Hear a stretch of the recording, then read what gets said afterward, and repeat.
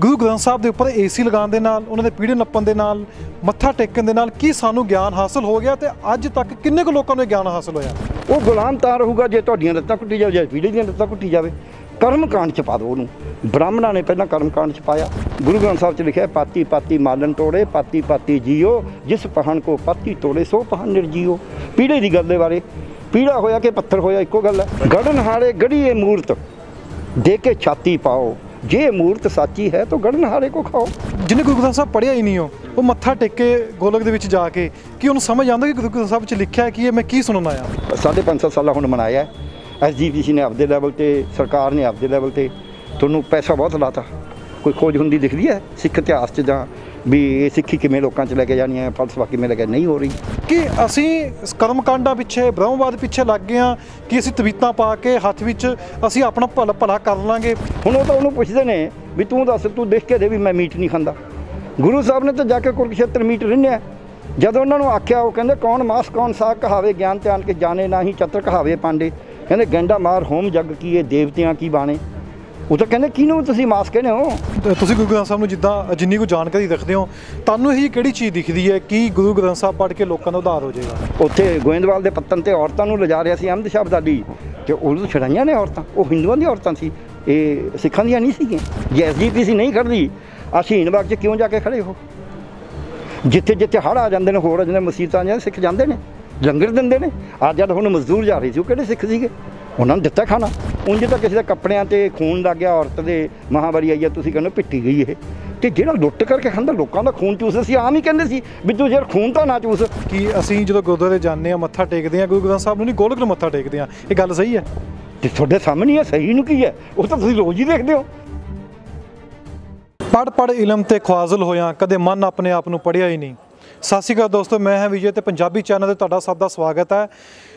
तकरीबन कुछ समय पहला ही एक सैमीनार होया ते सैमीनार दे विच एक गल कही गई है कि गुरु ग्रंथ साहब के उत्ते AC लगान नाल, पीढ़े नप्पण दे नाल सानू ज्ञान नहीं आ सकता।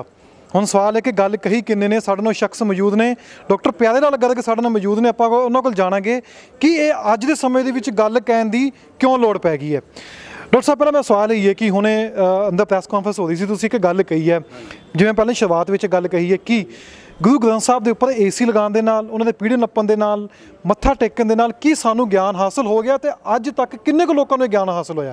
देखो गल ये है भी गुरु ग्रंथ साहब की है शब्द गुरु, ते शब्द दे उत्ते तुसीं पक्खा चलाओ, शब्द तो शब्द है, उहदे AC लाओ, उन्होंने पीढ़े ते रख के कोई लिख के चाहे रख लो चाहे छाप के रख लो, पीढ़े ते रख के तुसीं सोने के पत्तर च मढ़ दो, तुसीं पीढ़े दियां लत्तां घुट्टी जाओ, पावे घुट्टी जाओ भी मैं सेव। ये सारी मनमत है, ये कोई गुरमत नहीं, इवन गुरमत नहीं है।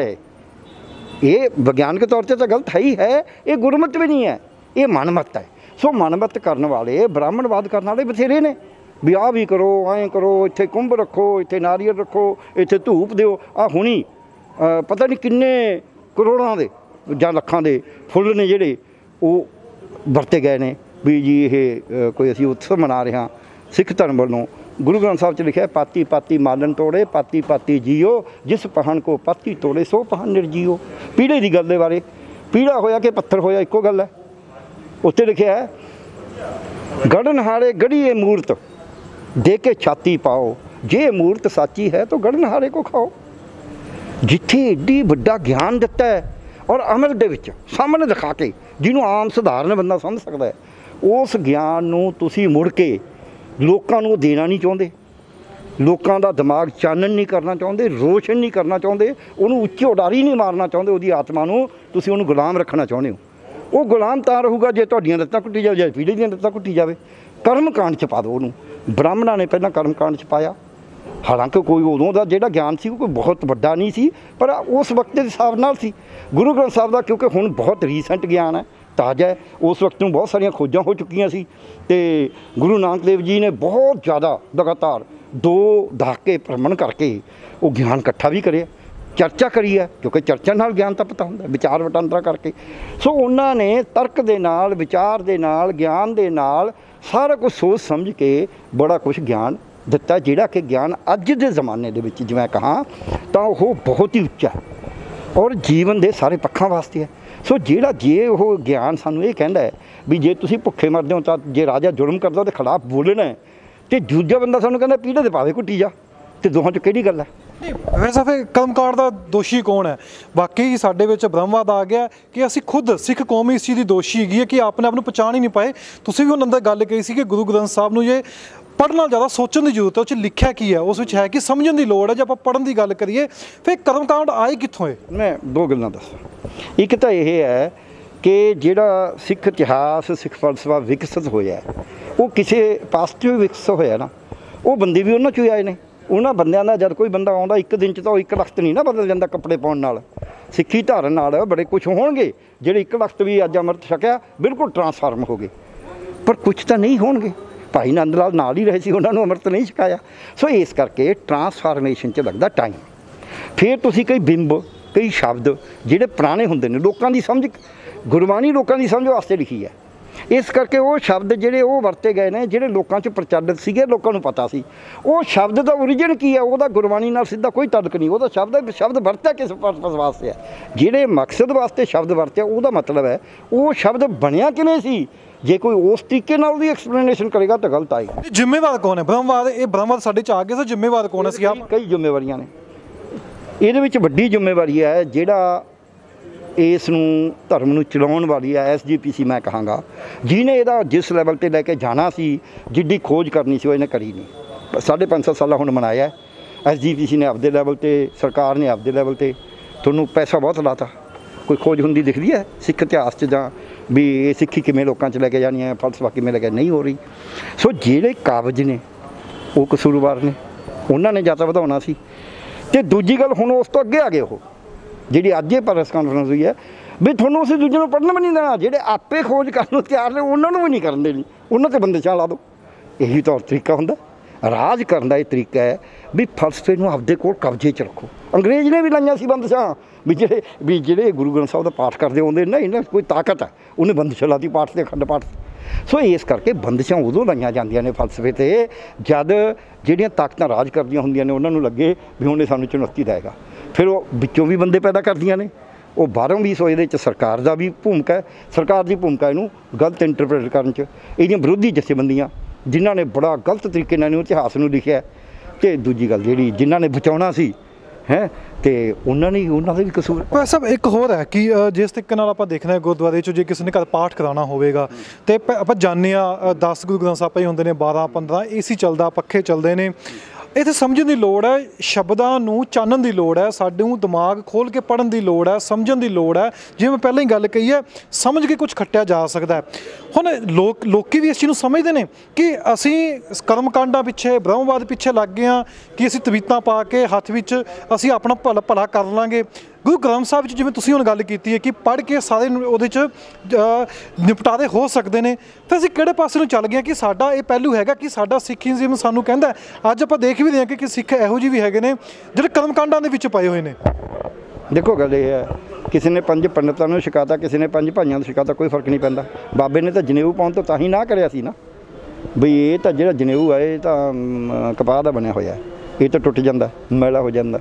ਠੀਕ ਹੈ ਵੀ ਜਿਹੜਾ ਮੈਂ ਜਨੇਊ ਕਹਿਣਾ ਗਿਆਨ ਦਾ, ਉਹ ਨਾ ਟੁੱਟੇ ਅਤੇ ਨਾ ਉਹਨੂੰ ਮੈਲ ਲੱਗੇ। ਠੀਕ ਹੈ।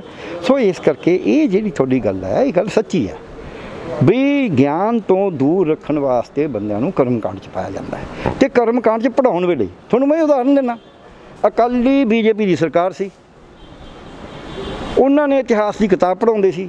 ਇਤਿਹਾਸ ਦੀ ਕਿਤਾਬ 'ਚ ਇਹ ਲਿਖਿਆ ਹੈ ਵੀ ਬੋੜੀ ਸਾਹਿਬ ਦੀਆਂ ਜਿਹੜੀਆਂ 40 ਪੌੜੀਆਂ ਨੇ, ਉਹਦੇ ਇੱਕ ਇੱਕ ਪੌੜੀ 'ਤੇ ਬੈਠ ਕੇ 40 ਤਾਂ ਨੇ ਵੀ ਜੇ 40 ਜਪਜੀ ਸਾਹਿਬ ਦੀਆਂ ਪੌੜੀਆਂ ਦਾ ਪਾਠ ਕਰੋਗੇ, ਤੁਹਾਨੂੰ ਉਹ ਰਲਾ ਕੇ ਉਹਨੂੰ 40 ਕਹਿਤਾ ਵੀ ਜੇ ਤੁਸੀਂ ਜਾਂ 40 ਵਾਰੀ ਵੀ ਪਾਠ ਕਰੋਗੇ, 40 ਵਾਰੀ ਇੱਕ ਵਾਰੀ ਜਪਜੀ ਸਾਹਿਬ ਦਾ, ਵੀ ਤੁਹਾਡਾ ਪਾਰ ਉਤਾਰਾ ਹੋ ਜਾਏਗਾ। ਜਪਜੀ ਸਾਹਿਬ ਦਾ ਪਾਠ ਇਸ ਤਰ੍ਹਾਂ ਤਾਂ ਕੋਈ ਨਹੀਂ ਕਹਿੰਦਾ। ਜਪਜੀ ਸਾਹਿਬ ਦਾ ਤਾਂ ਪਾਠ ਇਹ ਸਵਾਲ ਪੈਦਾ ਕਰਦਾ ਹੈ ਕਿਵ ਸਚਿਆਰਾ ਹੋਈ ਹੈ, ਕਿਵ ਕੂੜਾ ਟੁੱਟੈ ਪਾਲ। ਪਹਿਲਾਂ ਹੀ ਇਹ ਸ਼ੁਰੂ 'ਚ ਇਹ ਗੱਲ ਕਹਿੰਦਾ ਵੀ ਇਹ ਸਾਰਾ ਬ੍ਰਹਮੰਡ ਸੱਚ ਹੈ, ਇਹ ਪਹਿਲਾਂ ਵੀ ਸੱਚ ਸੀ, ਅੱਜ ਵੀ ਸੱਚ ਹੈ, ਅੱਗੇ ਨੂੰ ਵੀ ਸੱਚ ਰਹਿਣਾ। ਇੱਕ ਓਂਕਾਰ, ਇੱਕ ਹੈ ਸਭ, ਸਤਨਾਮ, ਇਹੀ ਸੱਚ ਹੈ। ਜਨਮ ਮਰਨ 'ਚ ਨਹੀਂ ਪੈਂਦਾ। ਬੰਦਿਆਂ ਦੇ ਬਾਰੇ ਕਿਹਾ ਜਨਮ ਮਰਨ ਦੋਹੋਂ ਮੇ ਨਹੀਂ, ਤੇਰੇ ਜਨ ਪਰ ਉਪਕਾਰੀ ਆਏ।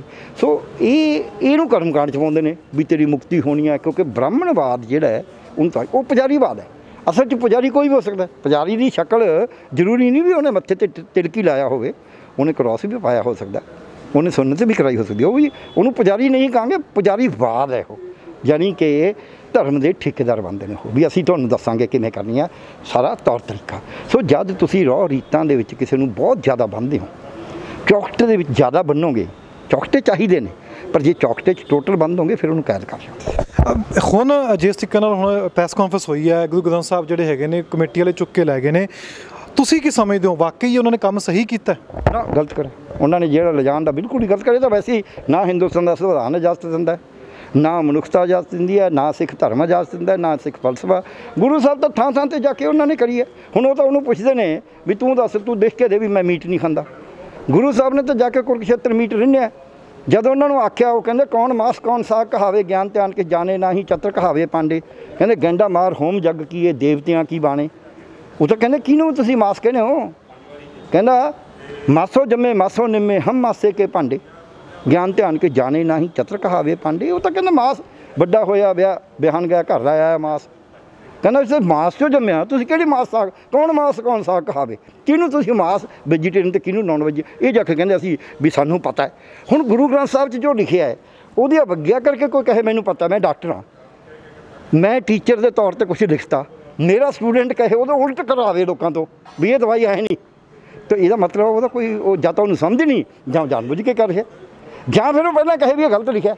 ਤਿੰਨ ਹੀ ਗੱਲਾਂ ਨੇ ਨਾ, ਜਾਂ ਤਾਂ ਕਹੇ ਜੋ ਲਿਖਿਆ ਉਹ ਗਲਤ ਹੈ, ਜੇ ਉਹਨੂੰ ਠੀਕ ਮੰਨਦਾ ਤੇ ਫਿਰ ਜਾਂ ਤਾਂ ਉਹਨੂੰ ਪਤਾ ਨਹੀਂ, ਜਾਂ ਜਾਣਬੁੱਝ ਕੇ ਖਰਾਬ ਕਰ ਰਿਹਾ।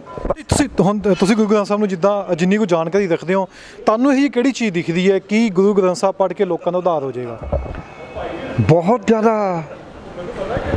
ਗੁਰੂ ਗ੍ਰੰਥ ਸਾਹਿਬ ਦੱਸਦਾ ਹੈ ਵੀ ਤੁਸੀਂ ਗਰੀਬ ਗੁਰਬੇ ਨਾਲ, ਨੀਵੇਂ ਨਾਲ ਖੜਨਾ ਹੈ। ਜਿਹੜਾ ਨੀਵੇਂ ਪਾਸੇ ਖੜਦੇ ਨੇ, ਐਸਜੀਪੀਸੀ ਖੜਦੀ ਨੀਵੇਂ ਵਾਲੇ ਪਾਸੇ ਨਹੀਂ ਖੜਦੀ, ਵੱਖਰੀ ਗੱਲ ਹੈ। ਤੁਸੀਂ ਕਹਿੰਦੇ ਉਧਾਰ ਹੋ ਜਾਏਗਾ, ਮੈਂ ਤਾਂ ਤੁਹਾਨੂੰ ਉਹਦੇ ਪ੍ਰਿੰਸੀਪਲ ਦੱਸਦਾ, ਪ੍ਰਿੰਸੀਪਲ ਉਹ ਲਾਗੂ ਨਹੀਂ ਕਰਦੇ, ਤੇ ਇਹ ਤਾਂ ਮੈਂ ਨਹੀਂ ਨਾ ਕਹਿ ਸਕਦਾ ਨਹੀਂ ਖੜਦੀ। ਉਹ ਤਾਂ ਇਹਨੂੰ ਬ੍ਰਾਹਮਣ ਕਿਹਾ ਜਾ ਸਕਦਾ, ਇਸ ਚੀਜ਼ ਨੂੰ ਬ੍ਰਾਹਮਣ ਕਿਹਾ ਜਾ ਸਕਦਾ। ਬ੍ਰਾਹਮਣਵਾਦ ਕੀ, ਉਹ ਤਾਂ ਆਪਦੇ ਅਸੂਲ ਤੋਂ ਫਿਰਕੇ ਹੋਏ ਨੇ। ਬ੍ਰਾਹਮਣਵਾਦ ਕਹਿਣ ਦੀ ਲੋੜ ਹੀ ਨਹੀਂ, ਬ੍ਰਾਹਮਣਾਂ ਦੇ ਗਾਲੇ ਵੀ ਛੋਟੋ ਪਾ ਦੇਣਾ ਇਹ ਗੱਲ। ਸੋ ਦੂਜਾ ਲਿਖਿਆ ਉੱਤੇ ਨੀਚਾ ਅੰਦਰ ਨੀਚ ਜਾਤ, ਪਰ ਸਿੱਖ ਧਰਮ ਖੜਦਾ ਐਮ ਨਹੀਂ। ਜੇ ਐਸਜੀਪੀਸੀ ਨਹੀਂ ਖੜਦੀ, ਆ ਸ਼ਹੀਨ ਬਾਗ 'ਚ ਕਿਉਂ ਜਾ ਕੇ ਖੜੇ ਹੋ? ਜਿੱਥੇ ਜਿੱਥੇ ਹੜ੍ਹ ਆ ਜਾਂਦੇ ਨੇ, ਹੋਰ ਆ ਜਾਂਦੇ, ਮੁਸੀਬਤਾਂ ਜਾਂਦੇ, ਸਿੱਖ ਜਾਂਦੇ ਨੇ, ਲੰਗਰ ਦਿੰਦੇ ਨੇ। ਅੱਜ ਜਦ ਹੁਣ ਮਜ਼ਦੂਰ ਜਾ ਰਹੀ ਸੀ, ਉਹ ਕਿਹੜੇ ਸਿੱਖ ਸੀਗੇ? ਉਹਨਾਂ ਨੂੰ ਦਿੱਤਾ ਖਾਣਾ। ਜਦ ਉੱਥੇ ਗੋਇੰਦਵਾਲ ਦੇ ਪੱਤਨ 'ਤੇ ਔਰਤਾਂ ਨੂੰ ਲਿਜਾ ਰਿਹਾ ਸੀ ਅਹਿਮਦ ਸ਼ਾਹ ਅਬਦਾਲੀ, ਅਤੇ ਉਦੋਂ ਛੜਾਈਆਂ ਨੇ ਔਰਤਾਂ, ਉਹ ਹਿੰਦੂਆਂ ਦੀਆਂ ਔਰਤਾਂ ਸੀ, ਇਹ ਸਿੱਖਾਂ ਦੀਆਂ ਨਹੀਂ ਸੀਗੀਆਂ। ਸੋ ਇਹ ਹੁੰਦਾ, ਇਤਿਹਾਸ ਤਾਂ ਹੋਇਆ। ਇੱਕ ਨਹੀਂ ਕਰ ਰਿਹਾ, ਇੱਕ ਵਕਤ ਨਹੀਂ ਕਰ ਰਿਹਾ, ਇੱਕ ਸੰਸਥਾ ਨਹੀਂ ਕਰ ਰਹੀ, ਇਹਦੇ ਨਾਲ ਸਿੱਖ ਇਤਿਹਾਸ ਝੂਠ ਨਹੀਂ ਹੋ ਜਾਂਦਾ। ਗੁਰੂ ਗ੍ਰੰਥ ਸਾਹਿਬ ਤਾਂ ਸੱਚ ਹੈ। ਦੂਜਾ ਉਹਦੇ 'ਚ ਕਿਹਾ ਬਈ ਜਬ, ਜਿਵੇਂ ਗੁਰੂ ਗੋਬਿੰਦ ਸਿੰਘ ਜੀ ਜਬ ਜਬ ਬਾਣ ਲੱਗੇ ਤਬ ਤਬ ਰੋਸ ਜਾਗੇ। ਦੂਜੇ ਪਾਸੇ ਕਿਹਾ ਕੋਈ ਕਹੂ ਕੋ ਰਾਜ ਨਾ ਦੇ ਹੈ, ਜੋ ਦੇ ਸੋ ਨਿਜ ਬਲ ਸੇ ਲੈ ਹੈ। ਤੀਜਾ ਕਿਹਾ ਜੇ ਰਤ ਲੱਗੇ ਕੱਪੜੇ ਜਾਮਾ ਹੋਏ ਪਲੀਤ, ਜੋ ਰਤ ਪੀਵੇ ਮਾਨ ਸਾਥੀ ਕੋਈ ਨਿਰਮਲ ਚੀਤ। ਸੋ ਉਹਦੇ ਦੱਸਿਆ ਵੀ ਲੁੱਟ ਨਾਲ ਨਹੀਂ ਖਾਣਾ, ਕਿਰਤ ਕਰਕੇ ਖਾਣਾ। ਕਾਲ ਖਾਏ ਕੇ ਚੱਥੋਂ ਦੇ ਨਾਨਕ ਰਾਪਛਾ ਨੇ ਕਿਰਤ ਦਾ ਸਿਧਾਂਤ ਦਿੱਤਾ। ਉਹ 'ਚ ਗਿਆਨ ਪ੍ਰਾਪਤ ਦਾ ਸਿਧਾਂਤ ਦਿੱਤਾ ਵੀ ਜੇ ਤੁਹਾਨੂੰ ਗਿਆਨ ਨਹੀਂ ਹੈ ਅਤੇ ਉਹਦਾ ਉਹੀ ਤੁਸੀਂ ਢਕਵੰਜ ਕਰਦੇ ਹੋ, ਤੁਸੀਂ ਕਿਸੇ ਨੂੰ ਕੀ ਤਾਰ ਦੇਣਾ?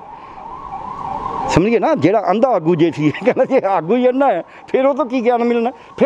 ਫਿਰ ਇਨਸਾਫ ਬਾਰੇ ਆਪਾਂ ਰੋਜ਼ ਦੇਖਦੇ ਨਾ, ਅਦਾਲਤਾਂ ਨੇ ਇਨਸਾਫ 'ਤੇ ਸਵਾਲ ਹੋ ਰਹੇ ਨੇ। ਉਹਨੇ ਕਿਹਾ ਵੱਡੀ ਲੈ ਕੇ ਹੱਕ ਗਵਾਏ। ਤੋ ਜਿਹੜਾ ਵੱਡੀ ਲੈ ਕੇ ਇਨਸਾਫ ਗਲਤ ਕਰਨ ਨੂੰ ਤਿਆਰ ਹੈ, ਉਹਨੂੰ ਤਾਂ ਉਹਦੀ ਚੈਲੰਜ ਕਰੇ। ਸੋਚਦਾ ਮਤਲਬ ਜੇ ਇਨਸਾਫ ਗਲਤ ਹੋ ਰਿਹਾ ਤਾਂ ਵੀ ਚੈਲੰਜ ਉਹਦੇ ਵਿੱਚ ਹੈਗਾ। ਜੇ ਰਾਜਾ ਜਾਤੀ ਕਰਦਾ ਤਾਂ ਵੀ ਰਾਜੇ ਸੀ ਮੁਕੱਦਮ ਕੁੱਤੇ ਕਿਹਾ। ਜਾਂ ਜਿਹੋ ਜਿਹੀ ਅਵਸਥਾ ਅੱਜ ਵੀ ਕਾਲ ਕਾਤੀ ਰਾਜੇ ਕਸਾਈ ਧਰਮ ਪੰਕਾ ਰੋਡ ਰਿਹਾ, ਕੂੜ ਮਾ ਸੱਚ ਚੰਦਰਮਾ ਦੀ ਵਿੱਚ ਤਾਂ ਕੂੜ ਹੀ ਕੂੜ ਚੱਲ ਰਿਹਾ, ਸਾਡੇ ਸਾਹਮਣੇ ਹੈ। ਉਹਦੇ ਵਿੱਚ ਦੱਸਿਆ ਵੀ ਜੇ ਤੁਸੀਂ ਮਿਹਨਤ ਕਰਕੇ ਖਾਣਾ ਹੈ, ਲੁੱਟਦਾ ਨਹੀਂ ਖਾਣਾ। ਅਤੇ ਜੇ ਲੁੱਟਦਾ ਜਿਹੜਾ ਖਾਂਦਾ ਹੈ, ਅਤੇ ਉਹ ਜਿਹੜਾ ਲੁੱਟ ਕੇ ਖਾਂਦਾ ਲੋਕਾਂ ਨੂੰ, ਉਂਝ ਤਾਂ ਕਿਸੇ ਦੇ ਕੱਪੜਿਆਂ 'ਤੇ ਖੂਨ ਲੱਗ ਗਿਆ, ਔਰਤ ਦੇ ਮਹਾਂਵਾਰੀ ਆਈ ਹੈ, ਤੁਸੀਂ ਕਹਿੰਦੇ ਪਿੱਟੀ ਗਈ ਇਹ। ਅਤੇ ਜਿਹੜਾ ਲੁੱਟ ਕਰਕੇ ਖਾਂਦਾ ਲੋਕਾਂ ਦਾ ਖੂਨ ਚੂਸਦਾ ਸੀ, ਆਮ ਹੀ ਕਹਿੰਦੇ ਸੀ ਵੀ ਤੂੰ ਯਾਰ ਖੂਨ ਤਾਂ ਨਾ ਚੂਸ। ਐਕਚੁਅਲੀ ਉਹ ਕੋਈ ਸੱਚੀ ਮੁੱਚੀ ਖੂਨ ਥੋੜ੍ਹਾ ਪੀ ਰਿਹਾ ਹੁੰਦਾ, ਮਤਲਬ ਕਿ ਲੋਕਾਂ ਤੋਂ ਲੁੱਟ ਕਰਕੇ ਖਾ ਰਿਹਾ ਹੁੰਦਾ, ਉਹਨੂੰ ਖੂਨ ਚੂਸਣਾ ਕਹਿੰਦੇ ਆਪਾਂ ਪੰਜਾਬੀ 'ਚ। ਉਹੀ ਬਾਬੇ ਨੇ ਕਿਹਾ। ਸੋ ਇਸ ਕਰਕੇ ਉਹਨਾਂ ਨੇ ਹਰ ਪਾਸੇ ਉਹਨਾਂ ਨੇ ਕਿਹਾ ਰਸਤਾ ਨਵਾਂ ਖੋਜੋ। ਉਹਨਾਂ ਨੇ ਕਿਹਾ ਵੀ ਜੇ ਤੁਸੀਂ ਲੜੋਗੇ ਅਤੇ ਤੁਸੀਂ ਤਾਂ ਮਜ਼ਦੂਰ ਹੋ, ਤੁਹਾਨੂੰ ਡਰਨ ਦੀ ਕੀ ਲੋੜ ਹੈ? ਤੁਸੀਂ ਤਾਂ ਕਾਮੇ ਹੋ, ਤੁਸੀਂ ਤਾਂ ਕਿਰਤੀ ਹੋ, ਤੁਸੀਂ ਤਾਂ ਕਿਸਾਨ ਹੋ, ਤੁਹਾਨੂੰ ਡਰਨ ਦੀ ਕੀ ਲੋੜ ਹੈ? ਜੇ ਰਾਜਾ ਹਾਰ ਗਿਆ ਉਹਦਾ ਤਾਜ ਤੁਸੀਂ ਤੁਹਾਡੇ ਸਿਰ 'ਤੇ ਆ ਜਾਊਗਾ। ਵੈਸੇ ਤੁਸੀਂ ਇੱਕ ਹੋਰ ਬੜੀ ਗੱਲ ਇੰਪੋਰਟੈਂਟ ਅੰਦਰ ਕੀਤੀ ਹੈ ਕਿ ਅਸੀਂ ਜਦੋਂ ਗੁਰਦੁਆਰੇ ਜਾਂਦੇ ਹਾਂ, ਮੱਥਾ ਟੇਕਦੇ ਹਾਂ, ਗੁਰੂ ਗ੍ਰੰਥ ਸਾਹਿਬ ਨੂੰ ਨਹੀਂ ਗੋਲਕ ਨੂੰ ਮੱਥਾ ਟੇਕਦੇ ਹਾਂ। ਇਹ ਗੱਲ ਸਹੀ ਹੈ? ਅਤੇ ਤੁਹਾਡੇ ਸਾਹਮਣੇ ਹੈ, ਸਹੀ ਨੂੰ ਕੀ ਹੈ? ਉਹ ਤਾਂ ਤੁਸੀਂ ਰੋਜ਼ ਹੀ ਦੇਖਦੇ ਹੋ। ਤੁਸੀਂ ਸ਼ਰਧਾ ਸ਼ਰਧਾ ਤਾਂ ਜਿਹੜੀ ਹੈ ਉਹ ਤਾਂ ਗੁਰੂ ਗ੍ਰੰਥ ਸਾਹਿਬ 'ਚ ਹੀ ਹੈ। ਉਹ ਆਪਦੇ ਵੱਲੋਂ ਤਾਂ ਗੁਰੂ ਗ੍ਰੰਥ ਸਾਹਿਬ ਨੂੰ ਹੀ ਟੇਕਦਾ, ਪਰ ਉਹਦੇ ਸਾਹਮਣੇ ਕੌਣ ਆਇਆ? ਇੱਕ ਦੋਹਾ ਹੈ, ਕਹਿੰਦਾ ਗੁਰੂ ਗੋਬਿੰਦ ਦੋਨੋਂ ਖੜੇ ਕਾਕੇ ਲਾਗੂ ਪਾਏ, ਬਲਿਹਾਰੇ ਗੁਰੂ ਆਪਣੇ ਜਿਨ ਗੋਬਿੰਦ ਦੀ ਉਹ ਮਿਲਾਏ। ਹੁਣ ਸਾਹਮਣੇ ਗੁਰੂ ਗ੍ਰੰਥ ਸਾਹਿਬ ਹੈ, ਸਾਹਮਣੇ ਗੋਲਕ ਹੈ, ਮੱਥਾ ਤਾਂ ਉਦੋਂ ਗੋਲਕ ਤੋਂ ਨਹੀਂ ਟੇਕਣਾ ਨਾ। ਅਤੇ ਮੱਥਾ ਜਿਹੜਾ ਥੱਲੇ ਨੀਵਾਂ ਹੋ ਕੇ ਲੱਗਦਾ ਹੈ ਉਹ ਕਿਹਦੇ ਸਾਹਮਣੇ ਲੱਗ ਰਿਹਾ? ਮਿਣ ਕੇ ਦੇਖ ਲਓ, ਕੋਈ ਗੁਰੂ ਗ੍ਰੰਥ ਸਾਹਿਬ ਤਾਂ ਉੱਤੇ ਨੇ, ਗੋਲਕ ਬਿਲਕੁਲ ਦੇ ਮੱਥੇ ਦੇ। ਸੋ ਐਂ ਨਹੀਂ ਵੀ ਉਹ ਬੰਦਾ ਮੱਥਾ ਗੋਲਕ ਨੂੰ ਟੇਕ ਰਿਹਾ, ਪਰ ਤੁਸੀਂ ਗੋਲਕ ਰੱਖਤੀ ਨਾ ਰਸਤੇ 'ਚ, ਤੁਸੀਂ ਰਸਤੇ 'ਚ ਦੀਵਾਰ ਖੜੀ ਕਰਤੀ ਨਾ, ਅਤੇ ਗੁਰੂ ਸਾਹਿਬ ਨੇ ਕਿਹਾ ਕਿ ਕੂੜਾ ਟੁੱਟੇ ਪਾਲ, ਉਹ ਗੋਲਕ ਪਾਸੇ ਹੋਣੀ ਚਾਹੀਦੀ ਹੈ। ਫਿਰ ਜੇ ਤੁਸੀਂ ਜਿਵੇਂ ਕਹਿੰਦੇ ਗੋਲਕ ਪਾਸੇ ਹੋਣੀ ਚਾਹੀਦੀ ਹੈ, ਜੇ ਗੋਲਕ ਨਾ ਵੀ ਹੋਵੇ, ਆਪਾਂ ਇੱਕ ਐਗਜ਼ਾਮਪਲ ਮੰਨ ਲੈਂਦੇ ਹਾਂ, ਗੋਲਕ ਨਾ ਹੋਵੇ ਤੇ ਫਿਰ ਤੁਹਾਨੂੰ ਲੱਗਦਾ ਕਿ ਜਿਹੜੇ ਧਾਰਮਿਕ ਸਥਾਨ ਨੇ ਉਹ ਚੱਲ ਜਾਣਗੇ? ਨਹੀਂ, ਮੈਂ ਇਹ ਨਹੀਂ ਕਹਿੰਦਾ ਗੋਲਕ ਨਹੀਂ ਵੀ ਉੱਥੇ ਪੈਸਾ ਨਹੀਂ ਚੜਾਵਾ ਹੋਣਾ ਚਾਹੀਦਾ, ਇਹ ਤਾਂ ਮੈਂ ਕਹਿੰਦਾ ਹੀ ਨਹੀਂ। ਮੈਂ ਕਹਿਣਾ ਗੋਲਕ ਉੱਥੇ ਰੱਖਣ ਦੀ ਵਜ੍ਹਾ ਇੱਕ ਪਾਸੇ ਜਿਹਨੇ ਪੈਸਾ ਪਾਉਣਾ, ਉਹ ਵੀ ਤਾਂ ਕਿੰਨੇ ਜਗ੍ਹਾ 'ਤੇ ਰੱਖਿਆ ਹੁੰਦਾ, ਇਹੋ ਜਿਹੀ ਗੱਲ ਨਹੀਂ ਹੈ। ਕਿੰਨੀ ਜਗ੍ਹਾ 'ਤੇ ਲੰਗਰ 'ਚ ਉੱਥੇ ਕਿਤੇ ਰੱਖਿਆ ਹੁੰਦਾ ਵੀ ਤੁਸੀਂ ਜੇ ਰੋਟੀ ਖਾਓਗੇ ਉਦੋਂ ਹੀ ਪੈਸੇ ਪਾਉਣੇ ਨੇ। ਇੱਕ ਪਾਸੇ ਬੈਠਾ ਹੁੰਦਾ ਕੋਈ, ਜਦ ਸਿੱਧਾ ਕੱਟੀ ਜਾਂਦਾ, ਜਾਂ ਉੱਥੇ ਊਂ ਗੋਲਕ ਰੱਖੀ ਹੁੰਦੀ ਹੈ ਵੀ ਜਾਓ ਭਾਈ ਜਿਹਨੇ ਪਾਉਣਾ ਪਾ ਦਿਓ, ਜਿਹਨੇ ਪਾਉਣਾ ਨਾ ਪਾ ਦਿਓ, ਲੰਗਰ ਤਾਂ ਸਭ ਨੂੰ ਮਿਲਦਾ। ਇੱਦਾਂ ਹੀ ਇੱਥੇ ਹੋ ਸਕਦਾ ਵੀ ਗੋਲਕ ਇੱਕ ਪਾਸੇ ਰੱਖ ਦਿਓ, ਲੋਕ ਸ਼ਰਧਾ ਨਾਲ ਪਾਈ ਜਾਣਗੇ। ਉਹ ਸਵਾਲ ਹੈ ਕਿ ਮੈਂ ਥੋੜ੍ਹਾ ਸ਼ਰਧਾ ਤੋਂ ਹਟ ਕੇ ਸਵਾਲ ਇੱਕ ਪੁੱਛਣਾ ਚਾਹੁੰਦਾ। ਆਪਾਂ ਜਾਣਦੇ ਹਾਂ ਗੁਰਦੁਆਰੇ ਜਾਂਦੇ ਹਾਂ, ਆਪਾਂ ਮੱਥਾ ਟੇਕਦੇ ਹਾਂ, ਸ਼ਰਧਾ ਕੋਈ 1 ਰੁਪਏ ਟੇਕਦਾ, ਕੋਈ 100 ਟੇਕਦਾ, ਕੋਈ ਹਜ਼ਾਰਾਂ ਵਿੱਚ ਟੇਕਦਾ। ਜਿਹਨੇ ਗੁਰੂ ਗ੍ਰੰਥ ਸਾਹਿਬ ਪੜ੍ਹਿਆ ਹੀ ਨਹੀਂ, ਉਹ ਮੱਥਾ ਟੇਕ ਕੇ ਗੋਲਕ ਦੇ ਵਿੱਚ ਜਾ ਕੇ ਕੀ ਉਹਨੂੰ ਸਮਝ ਆਉਂਦਾ ਕਿ ਗੁਰੂ ਗ੍ਰੰਥ ਸਾਹਿਬ ਵਿੱਚ ਲਿਖਿਆ ਕੀ ਹੈ, ਮੈਂ ਕੀ ਸੁਣਨ ਆਇਆ? ਨਹੀਂ, ਦੋ ਗੱਲਾਂ ਨੇ ਇਸ 'ਚ। ਇੱਕ ਹੁੰਦਾ ਹੈ ਕਿਸੇ ਚੀਜ਼ ਨੂੰ ਜਦ ਤੁਸੀਂ ਸਮਝਣਾ ਹੈ, ਉਦੋਂ ਪਹਿਲਾਂ ਉਹਦੇ 'ਚ ਤੁਹਾਡੀ ਸ਼ਰਧਾ ਹੋਣੀ ਚਾਹੀਦੀ ਹੈ। ਜੇ ਤੁਸੀਂ ਮੇਰੀ ਗੱਲ ਤੁਹਾਨੂੰ ਆਇਆ ਵੀ ਪਿਆਰ ਨਾਲ ਪਤਾ ਨਹੀਂ ਕੀ ਬੋਲੂ ਕੀ ਨਹੀਂ ਬੋਲੂ, ਤੁਸੀਂ ਇੰਨਾ ਟਾਈਮ ਕਿਉਂ ਲਾਓਗੇ? ਉਦੋਂ ਕਿ ਮੇਰਾ ਬੋਲੇ ਤਾਂ ਬਾਅਦ 'ਚ ਪਤਾ ਲੱਗੂ ਨਾ, ਪਹਿਲਾਂ ਤੁਹਾਨੂੰ ਆਇਆ ਵੀ ਪਿਆਰ ਨਾਲ ਕਰਕੇ ਸ਼ਾਇਦ ਠੀਕ ਦੱਸੂਗਾ ਕੁਛ। ਸੋ ਇਹਦੀ ਸ਼ਰਧਾ ਜਾ ਕੇ ਮੱਥਾ ਟੇਕਣਾ, ਸ਼ਰਧਾ ਰੱਖਣੀ ਗੁਰੂ ਘਰ 'ਚ, ਗੁਰੂ ਗ੍ਰੰਥ ਸਾਹਿਬ 'ਚ, ਇਹ ਆਪਣੇ ਆਪ 'ਚ ਇੱਕ ਪੌੜੀ ਹੈ ਉਸ ਪਾਸੇ ਜਾਣ ਦੀ। ਗਿਆਨ ਤਾਂ ਹੀ ਪ੍ਰਾਪਤ ਕਰੋਗੇ ਨਾ ਜੇ ਪਹਿਲਾਂ ਜੇ ਤੁਹਾਨੂੰ ਆਏ ਵਿੱਚ ਹੈ ਹੀ ਕੁਛ ਨਹੀਂ, ਫਿਰ ਤੁਸੀਂ ਕਿਉਂ ਜਾਓਗੇ? ਪਰ ਹੈ ਹੀ ਕੁਛ ਨਹੀਂ, ਤਾਂ ਜੇ ਕੁਛ ਹੈ ਨਹੀਂ ਹੈ ਤਾਂ ਪਤਾ ਲੱਗੂ ਨਾ। ਜੇ ਦੇਖੋਗੇ ਤਾਂ ਜੇ ਮਾੜਾ ਮੋਟਾ ਥੋੜ੍ਹਾ ਉਹਦੇ ਪ੍ਰਤੀ ਕੋਈ ਸਤਿਕਾਰ ਹੋਏਗਾ। ਅਸੀਂ ਬਚਪਨ 'ਚ ਪੜ੍ਹਦੇ ਸੀ, ਸਾਨੂੰ ਕਹਿੰਦੇ ਹੁੰਦੇ ਵੀ ਕਿਤਾਬ ਵੀ ਆਪਣੇ ਥੱਲੇ ਰੱਖ ਕੇ ਉੱਤੇ ਨਹੀਂ ਬੈਠਣਾ, ਕਿਤਾਬ ਨੂੰ ਪੈਰ ਨਹੀਂ ਲਾਉਣਾ। ਉਹ ਇਹੀ ਸੀ ਵੀ ਵਿੱਦਿਆ ਨੂੰ ਭਾਈ ਟਕਾਰੀ ਦਾ ਨਹੀਂ ਹੁੰਦਾ। ਗੁਰੂ ਗ੍ਰੰਥ ਸਾਹਿਬ ਦਾ ਸ਼ਬਦ ਮੈਂ ਪ੍ਰੋਫੈਸਰ ਸਾਹਿਬ ਇੱਕ ਆਖਰੀ ਸਵਾਲ ਹੈ, ਜਿਸ ਕਿ ਤੁਸੀਂ ਸਾਰੀਆਂ ਗੱਲਾਂ ਕੀਤੀਆਂ ਗੁਰੂ ਗ੍ਰੰਥ ਸਾਹਿਬ ਬਾਰੇ, ਜਾਂ ਤੁਸੀਂ ਜਿਵੇਂ ਸ਼ਰਧਾ ਰੱਖਦੇ ਹੋ, ਜਾਂ ਤੁਸੀਂ ਜਿੰਨਾ ਕੁ ਪੜ੍ਹ ਕੇ ਤੁਸੀਂ ਅੱਜ ਵਿਚਾਰ ਕਰ ਰਹੇ ਹੋ, ਅੱਜ ਪ੍ਰੈਸ ਕਾਨਫਰੰਸ ਵੀ ਕੀਤੀ, ਉੱਥੇ ਉਸ ਵਿੱਚ ਗੱਲਾਂ ਵੀ ਕੀਤੀਆਂ ਨੇ। ਪੜ੍ਹ ਕੇ ਗਿਆਨ ਹਾਸਲ ਕੀਤਾ ਜਾ ਸਕਦਾ ਹੈ, ਪੜ੍ਹ ਕੇ ਬੋਲਿਆ ਜਾ ਸਕਦਾ ਹੈ। ਜੋ ਵੀ ਅੱਜ ਤੁਸੀਂ ਸਾਰੇ ਬੁੱਧੀਜੀਵੀ ਬੈਠੇ ਸੀ, ਪੜ੍ਹ ਕੇ ਬੋਲੇ ਵੀ, ਉਹ ਗਿਆਨ ਵੀ ਹਾਸਲ ਕੀਤਾ। ਮੇਰਾ ਇੱਕ ਆਖਰੀ ਸਵਾਲ ਹੈ ਕਿ ਇਹ ਲੋਕੀ ਗੁਰੂ ਗ੍ਰੰਥ ਸਾਹਿਬ ਪੜ੍ਹ ਕੇ ਜੋ ਵੀ ਸਿੱਖ ਹੈਗੇ ਨੇ, ਸਿੱਖ ਤੋਂ ਬਾਅਦ ਵੀ ਕੋਈ ਹੈਗਾ, ਇਹ ਕੋਈ ਇਜਾਜ਼ਤ ਨਹੀਂ ਹੈਗਾ ਜਾਂ ਕਿਸੇ ਦਾ ਕੋਈ ਠੱਪਾ ਨਹੀਂ ਲੱਗਿਆ ਹੋਇਆ ਕਿ ਸਿੱਖ ਨਹੀਂ ਗੁਰੂ ਗ੍ਰੰਥ ਸਾਹਿਬ ਪੜ੍ਹਨਾ, ਸਾਰੀ ਦੁਨੀਆ ਪੜ੍ਹ ਸਕਦੀ ਹੈ। ਪੜ੍ਹ ਕੇ ਸਮਝ ਕੇ ਵਿਚਾਰ ਕਰਕੇ ਅਸੀਂ ਸਹੀ ਸੇਧ 'ਤੇ ਆ ਸਕਦੇ ਹਾਂ ਕਿ ਅਸੀਂ ਸਿਰਫ ਮੱਥੇ ਟੇਕਣ ਦੇ ਨਾਲ, ਕਿ ਅਸੀਂ ਸਿਰਫ ਪੜ੍ਹਨ ਦੇ ਨਾਲ, ਮੈਂ ਜਿਵੇਂ ਪਹਿਲਾਂ ਗੱਲ ਕੀਤੀ ਕਿ ਸੋਚ ਸਮਝ ਕੇ ਗੱਲ ਕਰਨੀ ਚਾਹੀਦੀ ਹੈ ਜਾਂ ਸਮਝਣਾ ਚਾਹੀਦਾ, ਇਸ ਨਾਲ ਅਸੀਂ ਆਪਣੇ ਤੀਜੀ ਅੱਖ ਨੂੰ ਖੋਲ੍ਹ ਸਕਦੇ ਹਾਂ। ਦੇਖੋ, ਤੀਜੀ ਅੱਖ ਖੁੱਲ੍ਹਣੀ ਤਾਂ ਸ਼ਬਦ ਗੁਰੂ ਨਾਲ ਹੀ ਹੈ, ਤੀਜੀ ਅੱਖ ਗਿਆਨ ਨਾਲ ਖੁੱਲ੍ਹਣੀ ਹੈ। ਗਿਆਨ ਅਸੀਂ ਤਾਂ ਲਵਾਂਗੇ ਜਿਸ ਜਗ੍ਹਾ 'ਤੇ ਸਾਨੂੰ ਸ਼ਰਧਾ ਹੋਊ, ਉਸੇ ਤੋਂ ਹੀ ਗਿਆਨ ਲਵਾਂਗੇ। ਸੋ ਸਵਾਲ ਇਹ ਹੈ ਵੀ ਪੜ੍ਹ ਕੇ ਗਿਆਨ ਲੈ ਕੇ ਤੁਸੀਂ ਉਹਨੂੰ ਵਰਤਦੇ ਕਾਹਦੇ ਵਾਸਤੇ ਹੋ? ਗੁਰੂ ਗ੍ਰੰਥ ਸਾਹਿਬ 'ਚ ਲਿਖਿਆ, ਪੜ੍ਹ ਗੱਡੀ ਲੱਦੀਏ, ਪੜ੍ਹ ਪੜ੍ਹੀਆ ਸਾਥ, ਪੜ੍ਹੀਆ ਜੇਤੇ ਬਰਸ ਪੜ੍ਹੀਆ ਜੇਤੇ ਮਾਸ। ਕਹਿੰਦੇ ਵੀ ਜਿੰਨਾ ਤੁਸੀਂ ਪੜ੍ਹ ਕੇ ਜੇ ਹੰਕਾਰ ਵਾਸਤੇ ਪੜ੍ਹਾਈ ਕਰਨੀ ਹੈ, ਕਿਸੇ ਨੂੰ ਹਰਾਉਣ ਵਾਸਤੇ ਪੜ੍ਹਾਈ ਕਰਨੀ ਹੈ, ਉਹਦਾ ਕੋਈ ਫਾਇਦਾ ਨਹੀਂ ਹੈ। ਸੋ ਇਸ ਕਰਕੇ ਜੇ ਗਿਆਨ ਤੁਸੀਂ ਪੈਸਾ ਇਕੱਠਾ ਕਰਨ ਵਾਸਤੇ, ਕਿਸੇ ਨੂੰ ਨੀਚਾ ਦਿਖਾਉਣ ਵਾਸਤੇ ਗਿਆਨ ਪ੍ਰਾਪਤ ਕਰਨਾ ਹੈ, ਆਪਦਾ ਅਹਮ ਵੱਡਾ ਕਰਨ ਵਾਸਤੇ ਗਿਆਨ ਪ੍ਰਾਪਤ ਕਰਨਾ ਹੈ, ਤਾਂ ਉਹ ਗੁਰਬਾਣੀ ਦੇ ਉਲਟ ਹੈ। ਗਿਆਨ ਤੁਸੀਂ ਇਸ ਵਾਸਤੇ ਪ੍ਰਾਪਤ ਕਰਨਾ ਹੈ ਕਿ ਸਮਾਜ ਸੋਹਣਾ ਬਣੇ। ਇਹ ਸਨ ਸਾਡਾ ਡਾਕਟਰ ਪਿਆਰੇ ਲਾਲ ਗਰਗ, ਜਿਨ੍ਹਾਂ ਦੇ ਤੁਸੀਂ ਕੀਮਤੀ ਵਿਚਾਰ ਸੁਣੇ ਨੇ। ਜਿਸ ਤਰੀਕੇ ਨਾਲ ਕਿ ਪਹਿਲਾਂ ਇੱਥੇ ਸੈਮੀਨਾਰ ਹੋਇਆ ਸੀ, ਕਾਨਫਰੰਸ ਹੋਈ ਇੱਕ, ਉਸ ਉੱਪਰ ਵਿਚਾਰ ਸੀ। ਤਾਂ ਸਮਝਣ ਦੀ ਲੋੜ ਹੈਗੀ ਹੈ ਕਿ ਮੱਥਾ ਟੇਕਣ ਦੇ ਨਾਲ ਜਾਂ ਪੜ੍ਹਨ ਦੇ ਨਾਲ ਗਿਆਨ ਨਹੀਂ ਆਉਣਾ। ਗੁਰੂ ਗ੍ਰੰਥ ਸਾਹਿਬ ਨੂੰ ਜੇ ਤੁਸੀਂ ਸਮਝੋਗੇ ਉਸ ਵਿੱਚ ਲਿਖਿਆ ਕੀ ਹੈ, ਉਸ ਵਿੱਚ ਕਿਹੜੀ ਤੁੱਕਾਂ ਲਿਖੀਆਂ, ਫਿਰ ਤੁਸੀਂ ਆਪਣਾ ਮਸਤਕ ਖੋਲ੍ਹ ਸਕਦੇ ਹੋ। ਜਿਵੇਂ ਪ੍ਰੋਫੈਸਰ ਸਾਹਿਬ ਨੇ ਵੀ ਗੱਲ ਕੀਤੀ, ਤੀਜੀ ਅੱਖ ਤਾਂ ਖੁੱਲ੍ਹੇਗੀ ਤੁਸੀਂ ਅੱਖਾਂ 'ਚ ਕਿਵੇਂ ਗਿਆਨ ਲੈਣਾ ਹੈ। ਅਤੇ ਆਪਾਂ ਫਿਰ ਕਿਸੇ ਨਵੇਂ ਸ਼ਖਸ ਨਾਲ ਗੱਲਬਾਤ ਕਰਾਂਗੇ। ਸਾਨੂੰ ਦਿਓ ਇਜਾਜ਼ਤ, ਧੰਨਵਾਦ।